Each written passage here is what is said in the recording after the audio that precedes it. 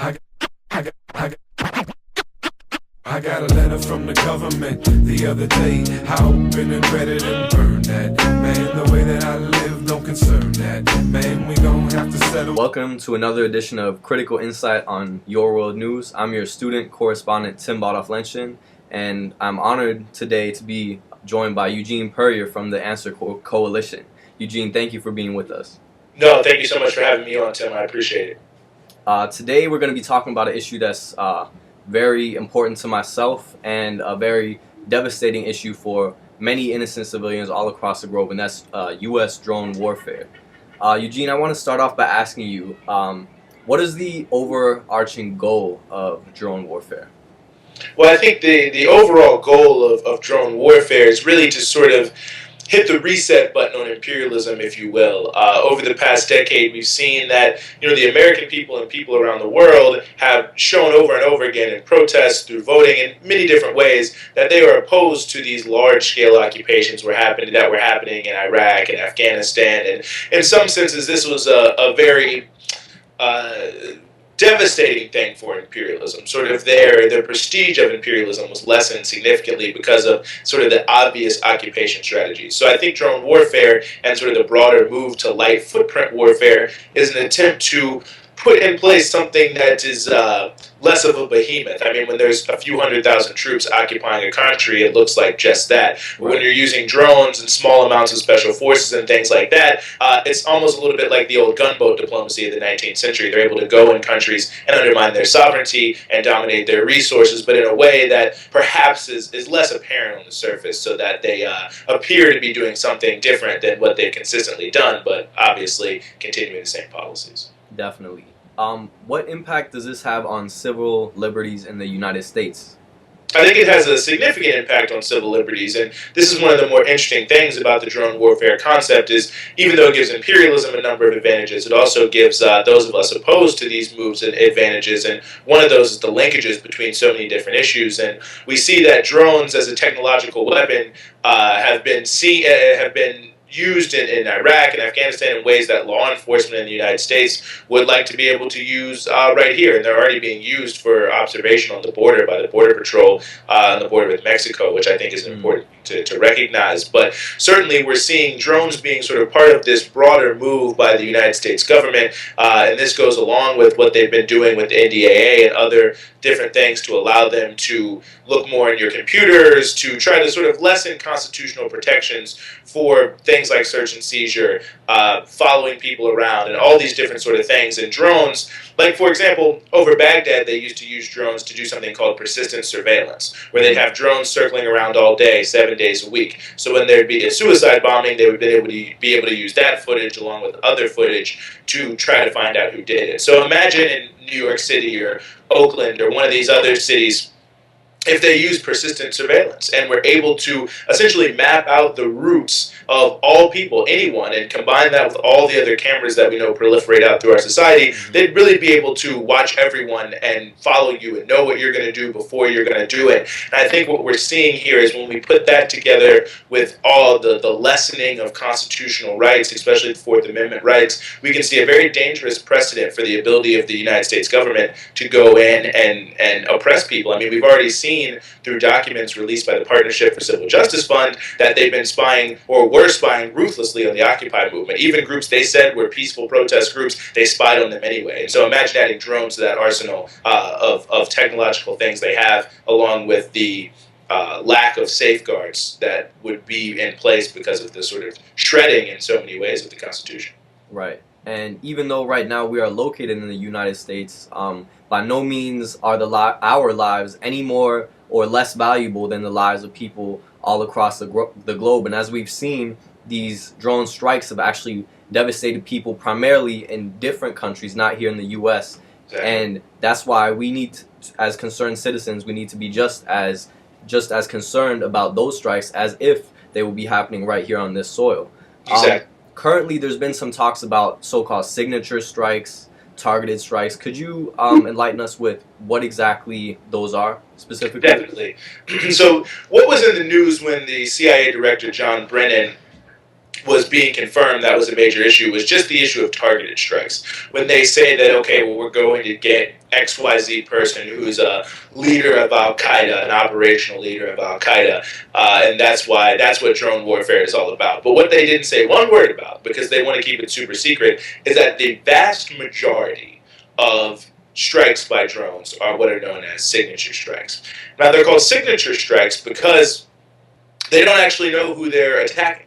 They just take various different, things that they claim are, signs that so-and-so is a terrorist, and then they kill them. There's actually a running joke inside the administration that the CIA thinks 15 guys doing jumping jacks is enough to be called a terrorist training camp, which is sort of an unbelievable joke, but it really hits at the truth of what's going on. I mean, for example, one of the things they use in Pakistan is if it's a group of guys who have guns who get into a truck. Well, in the northwest frontier province of Pakistan, almost everyone has a gun. I mean, it's a deep cultural thing amongst the people there. It's the same thing in Yemen as well. So if you just, with 3 or 4 of your buddies carrying guns like you always do, hop in a truck, head towards the border of Afghanistan, you could be going down the block. They can still strike you with a drone strike and say, oh, you're a terrorist. And they've killed over 4,000 people in Pakistan, which is where we have sort of the most complete records of how many people they're killing, in mostly these sorts of signature strikes, the vast majority of strikes being signature strikes. So the targeted strike issue, while it has a number of sort of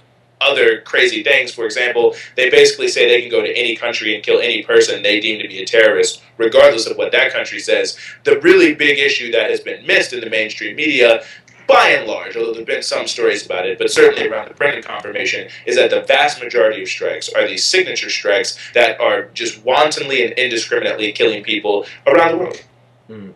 Thank you, and I'm glad you actually bring that up, because that explains why 98.5% of the victims of these drone strikes in countries such as Pakistan, for example, are innocent civilians, and only 1.5% of the targets that are meant to be hit are actually hit. So that being said, when we talk about these other countries, how does drone warfare, U.S. drone warfare, violate the sovereignty of other states? Well, in a huge way. I mean, one of the things in the white paper that was released by the Justice Department in the wake of the Brennan confirmation hearing was talking about how if a country decides not to take action against a particular figure the United States has deemed as a terrorist threat, the United States can then go in and kill that person. So this is really essentially the same logic as what they used for sort of the preemptive war during the Bush administration, is being rolled out in a different way, in a different guise by the Obama administration, to say that, if XYZ country is, harboring XYZ person for whatever reason, if they want to make a deal, certain countries don't feel the same way as the United States about certain organizations and certain individuals. And the United States says they don't have the right to have that different view. And that, in fact, it's justified for us under international law. I mean, this is dubious, but what does it really matter when you're the United States and no one can sanction you or arrest you or do anything to you because you have such a powerful military? Right. But giving themselves the right to just go anywhere at any time and kill anyone, only on the basis, really, of them saying this person is a threat to our security, which is even more wild because the same memo actually redefines the term imminent, which when we think imminent, we mean something that's about to happen. But they say that just being part of an organization, or them claiming you're part of an organization that at some point is saying they may attack the United States, they can kill you at any time under the doctrine of imminence, even if you're not even involved in planning any sort of situation. So we see that popular movements, progressive movements, and all around the world are, deeply threatened by this, because the United States isn't just threatened by, Al-Qaeda and the so-called Islamic terrorists, but also by progressive movements and progressive organizations around the world who are fighting back against imperialism. And they could easily be targeted regardless of what their government says, regardless of what the people in those countries think, just because the United States feels that they're a threat to their broader imperial strategy. Definitely, and later on I definitely want to mention some of those historic cases where the U.S. has targeted progressive movements. But before we do that, right now we have a president in office whose father is actually from the continent of Africa, a black man, and some may think on the surface level that President Obama, because of his background, may have beneficial intentions for the African continent. The Jonas Brothers are here. They're out there somewhere. Sasha and Malia are huge fans, but boys don't get any ideas.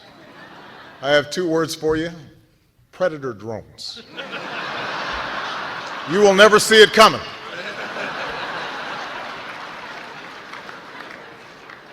You think I'm joking?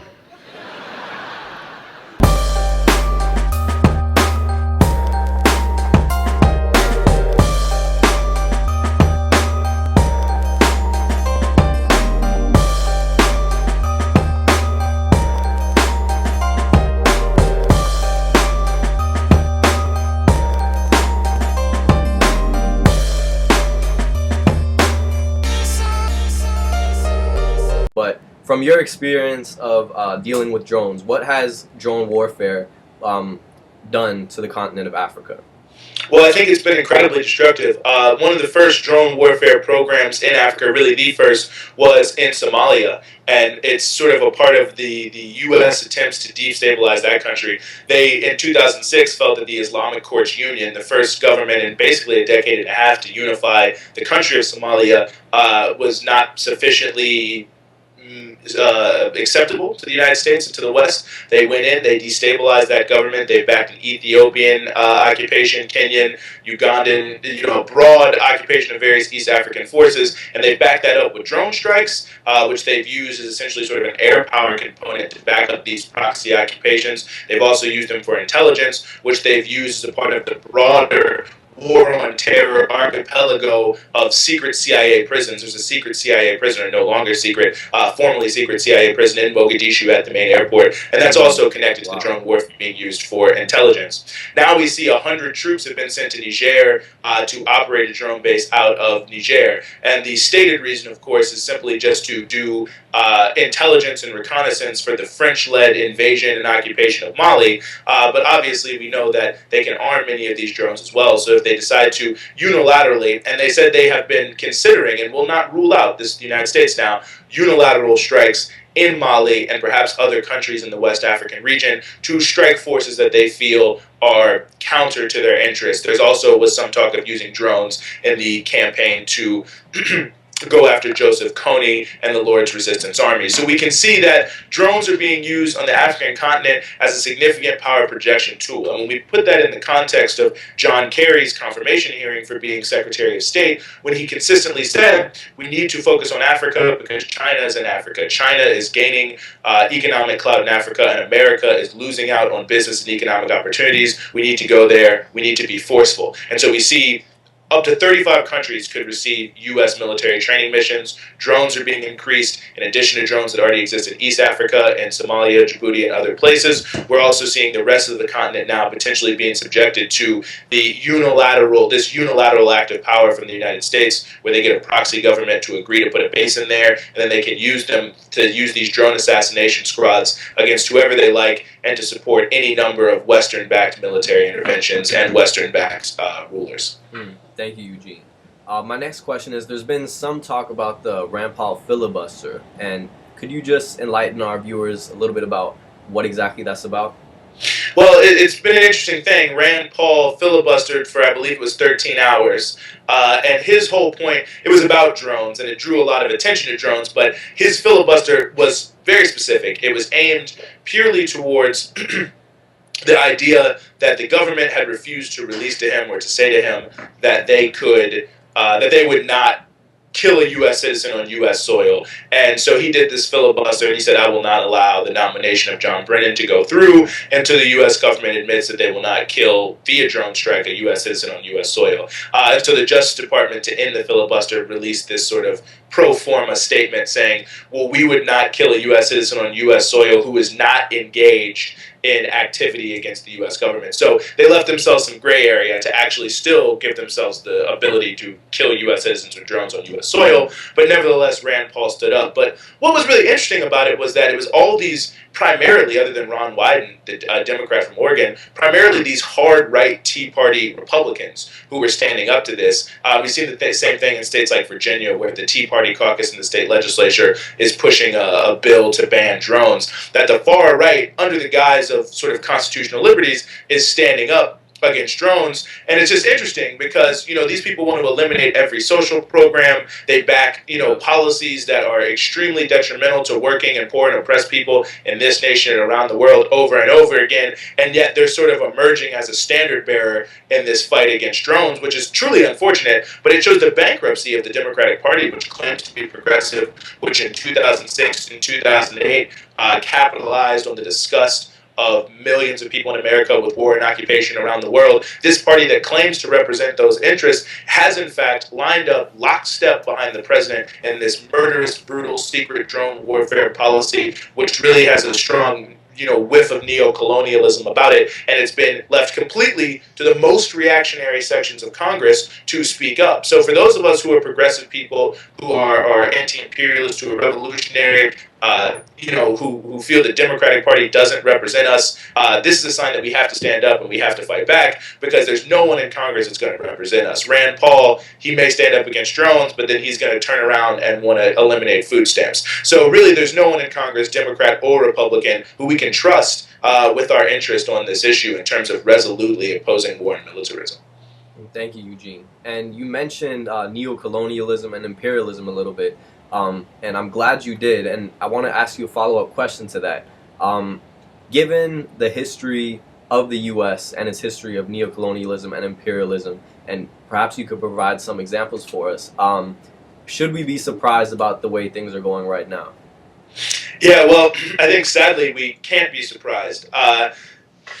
Perhaps many people have been a little surprised, and that's understandable given the vast efforts of the Obama administration to try to appear less warlike than the Bush administration. But really, since the advent of imperialism in the turn of the century, or the turn of the 20th century, the United States has gone all around the world and tried to oppress people in many different ways, whether it was the Banana Republic period in Central America with U.S. Marines going in and forcing the rid of the United Fruit Company, whether it was the Cold War campaign to roll back national liberation movements all across the world, particularly in Africa and in Asia and also in Latin America, or whether it's the free trade campaign that we've seen really sort of enforced at the point of a gun. I mean, as Thomas Friedman, the neoliberal, once said, famous writer for the New York Times, McDonald's doesn't work without McDonnell Douglas. So this massive sense of globalization has really implicitly, if not explicitly, NAFTA and other free trade agreements been backed by the point of a bayonet from the U.S. military. And so here we are in 2013, and we're seeing the very same situation. That for the United States government and the Western governments,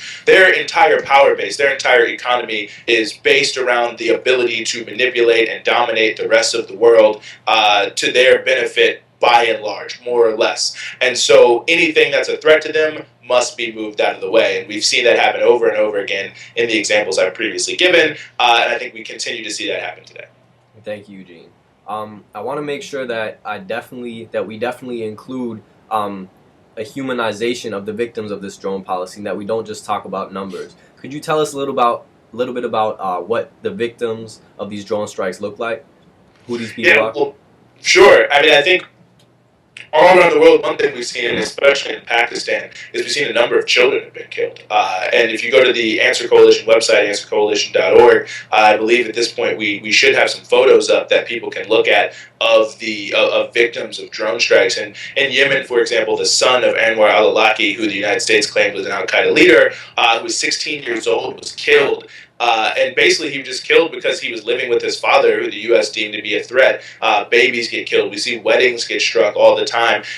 Elderly people, just average, everyday people, really. I mean, if you just think about, walk out on the street right now and look at the people around you, look at any male that's between 16 and 50, that person could just be killed randomly in a signature strike. Look at a baby in a baby carriage. That caught wrong place, wrong time in a building where they claim there's some terrorists. And so really just look around you at the people you see, and those are the kind of people, I mean, obviously in these other countries, but we know that we have a lot in common with people like this, oppressed people in other countries. So really we can put ourselves in their shoes when it comes to drone strikes just by looking at our whole world around us and recognizing that these people, their entire social world, everyone they know almost, is basically under the constant threat of being killed by a drone strike. You walk out, if you live in the northwest frontier province of Pakistan, every day, every person you know, when they walk outside, could be killed.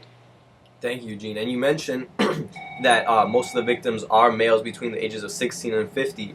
And I believe that is the case because the U.S. defines militants as any male above the age of 16, which means that the civilian count of deaths that we get definitely is not accurate at all, because males over the age of 16 are defined as militants and therefore are not counted as innocent civilians. And I think that since you brought up a lot of these countries are in the global south, this is not happening in countries where most of the people look like myself, white people. This is happening to people of color across the globe, and this is an act of white supremacy and just a continuation of the U.S.'s history of white supremacy, which has taken millions and millions of lives. So I'm glad you elaborated on why we should not be surprised about these actions. And I also want to ask you how this is tied into capitalism, which is also basically a product of white supremacy. Mm-hmm. Well, I'm glad you mentioned the global south, because I think there's really not a huge coincidence behind the fact that most of the most prosperous countries are in the global north. The United States really and Europe principally, and that they mostly control the world. And the countries of the global south, by and large, are all countries that have been brutally oppressed. Most of them have been colonized. We have to remember, over a huge portion of the 20th century and the late 19th century, the European powers and then later America essentially divided the world outside of their own territories amongst each other, brutally oppressed these places colonially, drew arbitrary borders, created a whole number of problems that anyone who knows about colonialism is with. And I think so much of this colonial mentality, sort of the darker nations, if you will, it makes it so much easier to push these things like drone strikes and so on and so forth, because there's sort of just this narrative in the West of this differentiated mass of, brown to black poor people living in shanty towns, and there's bad things going on there,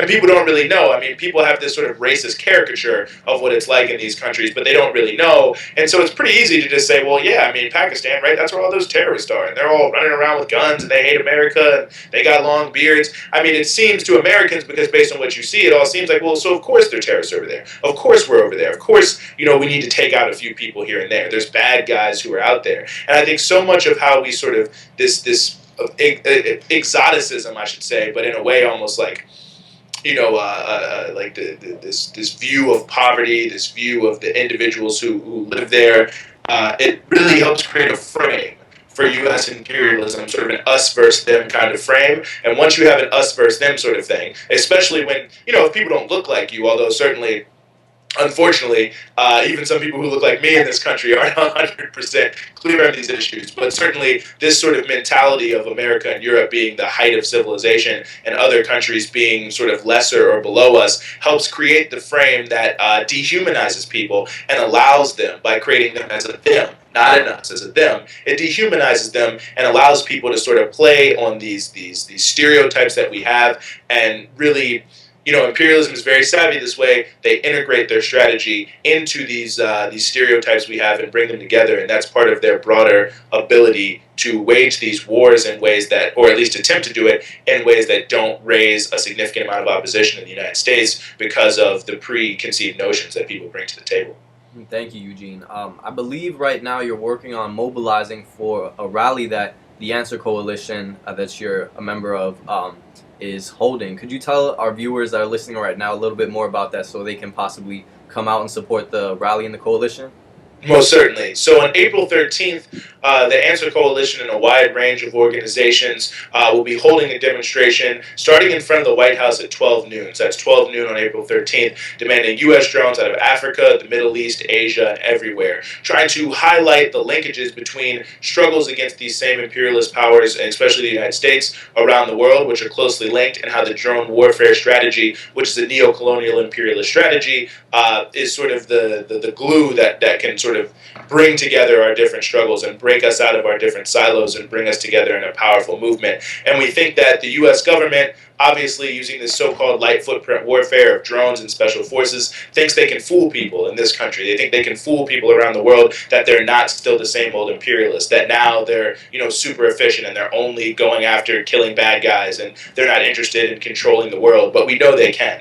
And just like after September 11th, when many people said, don't protest at all. This is when the Answer Coalition was formed. The Answer Coalition had a demonstration just 5 days after September 11th with 20,000 people, and that was really the start of the mass anti-war movement that whatever happened in the end displayed a tremendous spirit against the U.S. wars in Iraq and Afghanistan and other places around the world. And we think that we need to do something similar here because of the trickery and the smoke and mirrors used by the Democrats over the past 4 or 5 years to fool people about them truly being anti-war. We really need to sort of rebuild the anti-war movement on new foundations that recognize the interlinking of all of the different struggles against imperialists going on around the world, and highlighting the African continent, which is so deeply under the gun of imperialism. And because of the ravages of colonialism and the weakness of many of the state formations, it really opens up significant avenues for imperialism to intervene on a so-called humanitarian basis, particularly using drone warfare to override the sovereignty of African peoples. And so April 13th,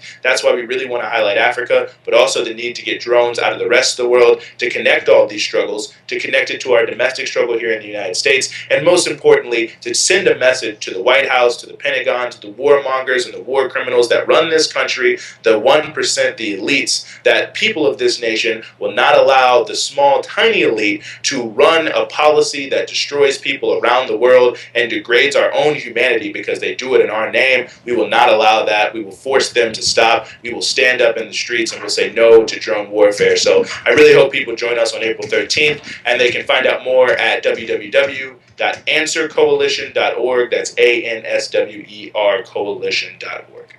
Thank you, Eugene. I appreciate you doing that important work.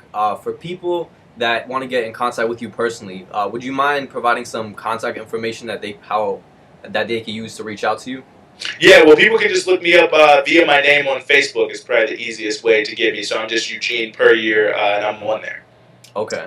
Eugene, thank you so much for joining us today. It's been an honor to have you on the show. I'm looking forward to working with you again in the near future.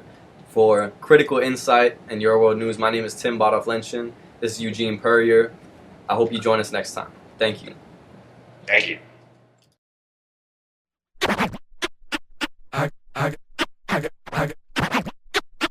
I got a letter from the government the other day. I opened and read it and burned that. Man, the way that I live don't concern that. Man,